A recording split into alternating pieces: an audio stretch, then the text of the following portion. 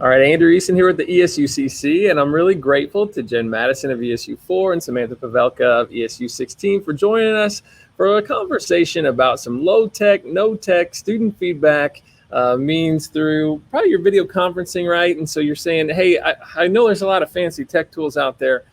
What could I do, though, just kind of keeping it simple?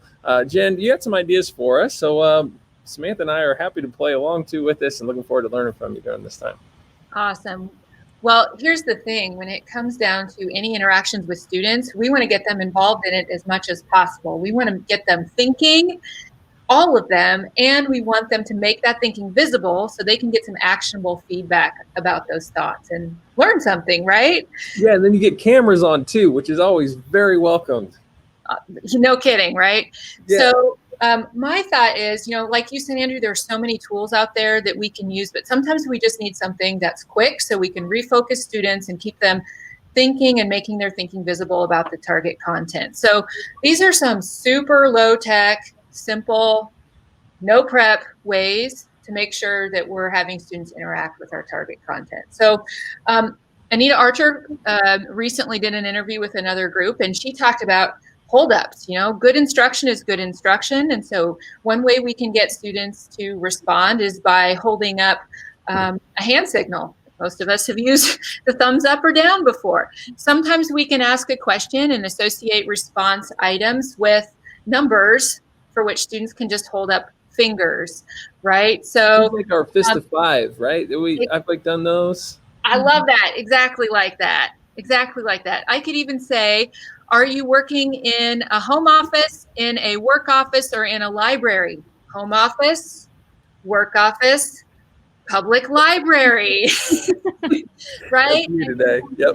Really quick responses from students. We can also do good old response cards. Many of us have these for our students in our classrooms already, or we can do the super simplified version. So right before this, I asked Andrew and Samantha to do a simple response card on a piece of paper so I can ask a question and they can just hold up their answer, agree or disagree, or point to the number that corresponds with the answer on what I'm showing them. So these don't have to be fancy. We just have to get students thinking and have them make their thinking visible so they can get some actionable feedback. So what do you think? Do you guys have some other ideas that you would add to this? Well, I do know, and I think there's another video on this, so I might be stealing from some of our other content, but that's fine. We're all just here to learn that you could ask students to maybe do like a sketch note during the instruction, where at the end of it, you could hold up your cool drawing. I need to do a cool drawing. Andrew, I think that's a great idea that we know. I love that.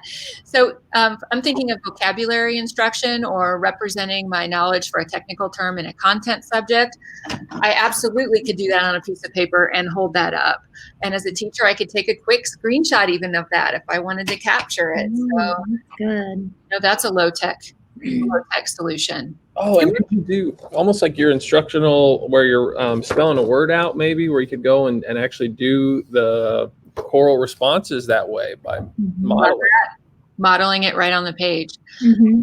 Another cool, really low-tech way of doing partners, of course, there's breakout rooms, but I was in a session recently where the facilitator at the beginning just screen shared a list of the students, of the participants paired up. So maybe my name was next to Samantha's name, and we were to remember that we were chat buddies throughout. So then when the presenter asked a question and suggested that we communicate with our chat buddy, we just chatted it into the Zoom session. We could see everybody's response, but I knew I was supposed to pay attention to Samantha and she was supposed to pay attention to mine. So that was another quick way of making thinking visible, getting some rehearsal in those chat with a chat friend, and then moving on with the content. So I appreciated that as well.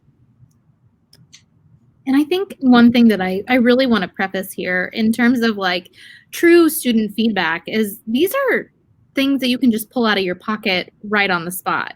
I don't have to have something made before the Zoom meeting even starts to elicit student feedback. I can literally just have them pull out a pen and paper or even have their fingers, whatever the case is. So Jen, I really appreciate you sharing all of these with us because again, it's hardly any plan.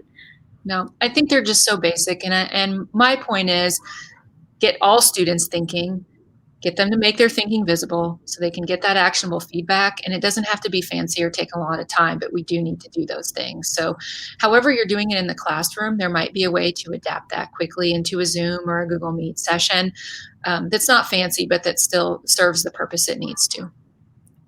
Absolutely. And so thanks to both of you for generating some ideas. That's what this entire series is about. Let's have some informal dialogue around what's possible so we understand that there are things we can do in this space. As Samantha said, that you don't have to spend a lot of time prepping for. So thank you for your time. And we're going to be in some other videos, so make sure you check those out because we're here to help you out.